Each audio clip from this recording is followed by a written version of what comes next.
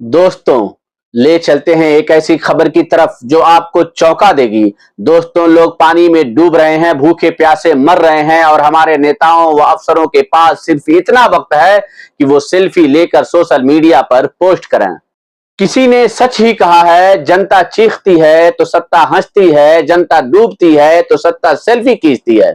दोस्तों, सियासी अड्डा में आपका स्वागत है। मैं हूं आपका दोस्त जिया और आज हम आपको बताने जा रहे हैं बलिया से आई वो खबर जिसने जनता का दिल तोड़ दिया है और नेताओं की पोल खोल दी है। बने रहिए मेरे साथ क्योंकि आने वाले मिनटों में आप जानेंगे कैसे जनता को मौत के मुंह में छोड़कर सत्ता सिर्फ दिखावा करती है और क्यों एआईएमआईएम मैदान में उतरकर जनता की आवाज बनी है। जनपद के तमाम हिस्सों में प्रतिवर्ष बाढ़ आती है, जिससे जनजीवन लंबे समय तक प्रभावित रहता है। बाढ़ का पानी गांव की आबादी में जाने से आवासन बुरी तरह से प्रभावित है। उस पानी के शीघ्र निकासी की व्यवस्था हो और जहाँ जहाँ पानी लगा वहाँ हम लोग की मांग है कि दवा वगैरह छिड़काव होता कि वहाँ पर कोई संक्रामक रोग न हो। दूसरी चीज़ की नगर से सटे हुए चुनाव है, बिजली का प्रति बहुत सारे लोगों की शिकायत ये है कि हम लोग वहाँ जा रहे हैं और नोट भी कराने के बाद अधिकारी सुनने को तैयार नहीं। तो थोड़ा सा ये निवेदन हम लोगों की पार्टी की जो नगर और नगर के सटे हुए जो क्षेत्र उसमें कम से कम जो है थोड़ा सा ये लोग तत्पर रहे। इतनी भीषण गर्मी है, उसी में बारिश है, तमाम जहरीले जानवर जिस समय निकल रहे हैं बाढ़ की वजह से। तो थोड़ा सा हम लोग का यही निवेदन है सर कि थोड़ा सा इस पर कार्रवाई हो ताकि दोस्तों, बलिया जिले में हालात इतने खराब हैं कि गांव-गांव में लोग बाढ़ और तपती गर्मी से परेशान हैं। बिजली का नामो निशान नहीं, पानी गंदा, दवाइयों का अभाव, मच्छरों का आतंक और ऊपर से प्रशासन का बेशर्म रवैया। ऑल इंडिया मजलिस इत्तेहादुल मुस्लिमीन पार्टी यानी एआईएमआईएम ने इस पर जबरदस्त विरोध दर्ज किया है। पार्टी के प्रदेश महासचिव मोहम्मद शमीम खान ने साफ कहा है कि नगर से सटे हुए गांवों में जनता पहले ही बाढ़ और गर्मी से जूझ रही है। 24 घंटे बिजली देने का दावा करने वाले नेता गायब हैं। हर साल राहत के नाम पर करोड़ों घोटाला किया जाता है और यही वजह है कि जनता अब बेहद दुखी और गुस्से में है। क्या यह गुस्सा आने वाले चुनाव में नेताओं को जवाब नहीं देगा? यही बड़ा सवाल है। आइए सुनते हैं कि शमीम खान ने और क्या-क्या बातें कही हैं।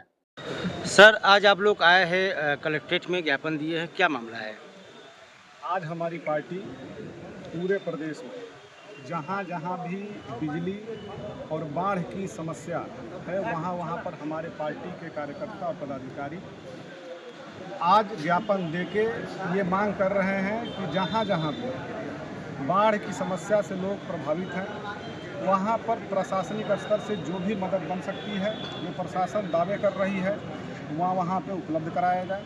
दूसरी चीज़ कि बाढ़ आने के बाद जो भी चीज़ें पानी निकलने के बाद समस्याएं क्रिएट हो रही हैं, वहाँ पर बदबू हो रही है, तमाम संक्रामक बीमारियों को फैलने की आशंका है, तो समय से वहाँ पर इन सब सारी चीज़ों का छिड़काव हो जाए, प्रशासन की नज़र में रहे ताकि वहाँ पर संक्रामक रोग जो है पैर न पसार सके। तीसरी चीज़, भीषण गर्मी चल रही है, इतनी कटौती नगर क्षेत्र और नगर क्षेत्र के सटे हुए क्षेत्रों में हो रहा है कि जनजीवन पूरी तरह से त्रस्त है। एक तो गर्मी है, बारिश है, ऊपर से जो बिजली कटौती हो रही है तो इससे तमाम लोग बुरी तरह से प्रभावित हैं। गंभीर बीमारियों वाले लोग भी बहुत ज़्यादा इस समय जो है परेशानियों में हैं।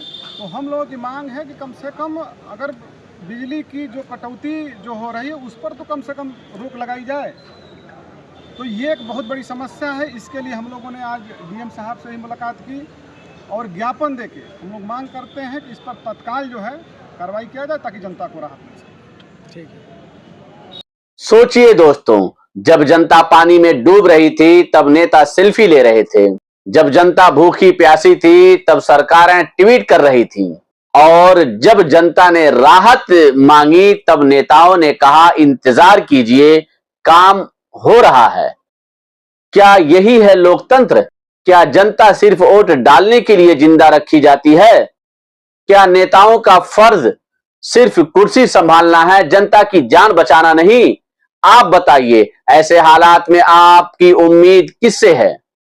कमेंट बॉक्स में जरूर लिखिए कि इस बेहाल जनता का असली रहनुमा कौन है। जिंदाबाद जिंदाबाद जिंदाबाद एमआईएम पार्टी जिंदाबाद जिंदाबाद जिंदाबाद बाढ़ पीड़ितों को राहत दो राहत दो राहत दो बाढ़ पीड़ितों को राहत दो राहत दो राहत दो बिजली की कटौती बंद हो बंद हो बंद हो बिजली की कटौती बंद हो बंद हो बंद हो बाढ़ पीड़ितों को राहत दो राहत दो राहत दो बाढ़ पीड़ितों को राहत दो राहत दो राहत दो एमआईएम पार्टी जिंदाबाद जिंदाबाद जिंदाबाद वैसी साहब जिंदाबाद जिंदाबाद जिंदाबाद जुल्म जोर के टक्कर में संघर्ष हमारा नारा है जुल्म जोर के टक्कर में संघर्ष हमारा नारा है एमआईएम पार्टी जिंदाबाद जिंदाबाद जिंदाबाद। दोस्तों, एआईएमआईएम ने सिर्फ बयानबाजी नहीं की बल्कि मैदान में उतरकर काम किया है।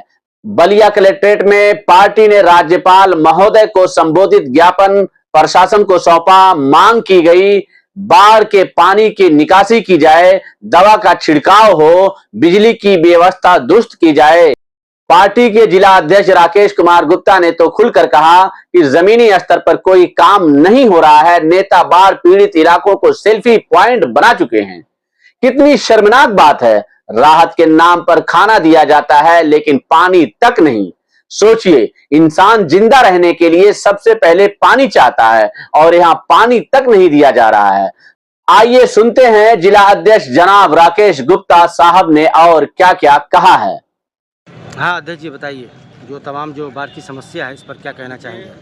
बाढ़ की समस्या तो सरकार देख रही है, हर साल आती है और हर साल गरीब अपनी पीड़ा को कहते हैं सरकार के यहाँ, सरकार दवा करती है। दोनों टाइम भोजन, रहने के लिए व्यवस्था, तिरपाल, सारी पशुओं के लिए चारा, पानी, कुछ दवा बीरो सब पहुँचाते हैं। और जहाँ तक कि ये सरकार की दवा है, पेपर में भी तो कुछ दिन पहले निकला था कि दोनों टाइम भोजन हम दे रहे हैं, पशुओं का चारा दे रहे हैं। लेकिन कहीं भी जाने पर सुबह से लोग वहाँ इंतज़ार करते हैं कि शाम हमारे यहाँ पशुओं को लेकर के चराएँगे, लोग हमको खाना लेकर के आएँगे, पैकेट लेकर के आएँगे, लेकिन अभी तक ले सबका निराश होकर के वापस जाना पड़ेगा।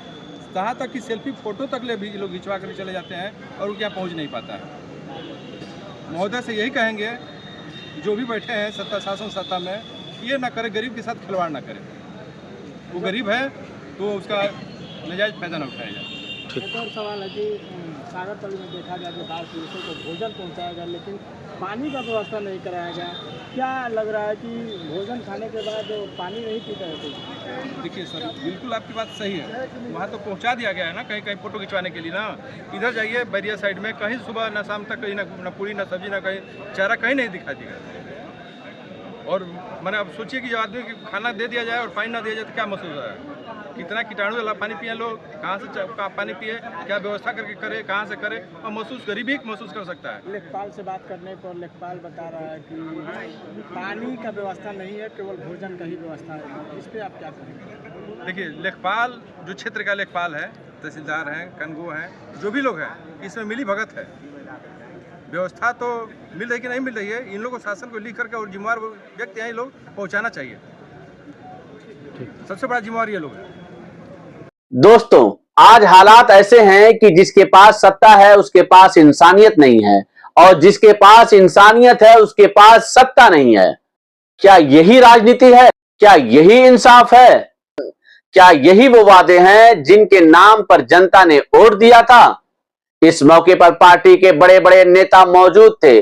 जिला संगठन प्रभारी मोहम्मद नसीम खान, पूर्वांचल सचिव कालिका प्रसाद, जिला महासचिव मेहताब आलम, जिला उपाध्यक्ष नियाज अहमद, जिला मंत्री मुदस्सिर अंसारी, खुर्शीद आलम, गुलाम अहमद, रजा, मोहम्मद शाहिद, मोहम्मद वसीम, मोहम्मद रईस और अनगिनत कार्यकर्ता।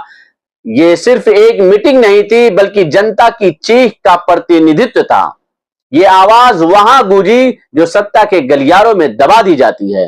दोस्तों, ये हालात सिर्फ बलिया के नहीं हैं, ये हालात पूरे उत्तर प्रदेश के हैं। हर बार चुनाव आता है, नेता वोट मांगते हैं, जनता को सपने दिखाए जाते हैं और चुनाव के बाद जनता भूख, बीमारी और बाढ़ में डूब जाती है। सवाल यह है कि आखिर कब तक जनता नेताओं की सेल्फियों की कीमत अपनी जान से चुकाती रहेगी? कब तक करोड़ों का राहत फंड घोटालों में डूबता रहेगा? कब तक गरीब की आह सत्ता के कानों तक नहीं पहुंचेगी? दोस्तों, इस खबर को ज्यादा से ज्यादा शेयर कीजिए, क्योंकि आज अगर आपकी आवाज दब गई तो कल जब आप मुसीबत में होंगे, आपकी पुकार भी कोई नहीं सुनेगा। अगर आप मानते हैं कि नेताओं का काम सिर्फ वोट मांगना नहीं बल्कि जनता को बचाना है, तो इस वीडियो को अपने हर ग्रुप, हर दोस्त और हर रिश्तेदार तक पहुंचाइए। कमेंट में लिखिए, जनता जागेगी तो सत्ता भागेगी। और हां, सियासी अड्डा को सब्सक्राइब करना मत भूलिए, क्योंकि यहां आपको मिलेगा सच जो कोई और नहीं दिखाता। दोस्तों, आज बलिया के हालात हमें एक सबक दे रहे हैं। सत्ता बदल सकती है, लेकिन सत्ता का रवैया तब तक नहीं बदलेगा जब तक जनता अपनी आवाज नहीं बुलंद करेगी। याद रखिए, जिस कौम की आवाज दबा दी जाती है वो कौम कभी तरक्की नहीं कर सकती। आज वक्त है आवाज उठाने का, हक मांगने का और उन नेताओं से हिसाब लेने का जो सिर्फ फोटो खिंचवाने आते हैं। मैं हूं आपका दोस्त जिया और ये है सियासी अड्डा, जहां सच की आवाज दबती नहीं, गूंजती है। मिलते हैं अगले खबरों में, तब तक आप अपना ख्याल रखें और दुआओं में याद रखें। शुक्रिया।